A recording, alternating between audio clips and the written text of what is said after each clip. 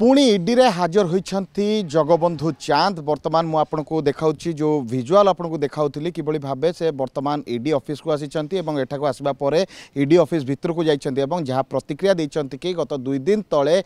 ED पक्षर समन करा किसी document एवं किसी दस्तखत करा बर्तमान से ईडी रे हाजर हो सारी प्राय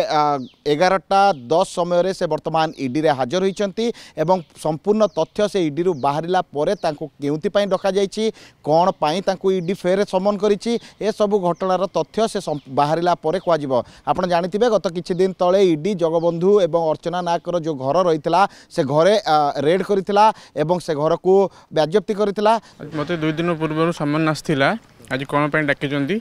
मु बाहरला पर ही कहि परिबी मते डाकिचंदी जे किछि डॉक्यूमेंट्स मागिचंदी किछि सिग्नेचर बाकी अछि बोली मते मेंशन थिला सेटा तो मु जाननी बाकी मु बाहरला पर ही कहि परिबी मु आसी मोर इनकम टैक्स फाइल अछि आधार कार्ड पैन कार्ड मागि नै आछि मैंने अभी मैटरटा सब्जुडिस अछि मु किछि कहि परिबिनी बाहरला पर सब जिंस कहि जणेबे आपन